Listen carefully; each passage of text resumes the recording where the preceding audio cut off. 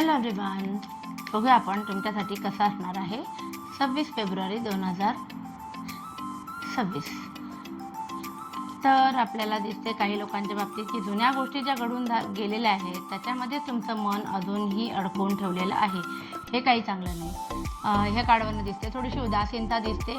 ठीक आहे ना, गेल्या काही गोष्टींमुळे तुम्ही काही काय म्हणतात दुखावले गेले असाल, तुमच्या अपॉर्च्युनिटीज येता येता राहिल्या असतील, काही गोष्टींमध्ये स्ट्रक झाला असाल, ते सोडून द्या आणि तुमच्या समोर ज्या अपॉर्च्युनिटीज आहेत त्याच्याकडे लक्ष द्या असं मला वाटतं.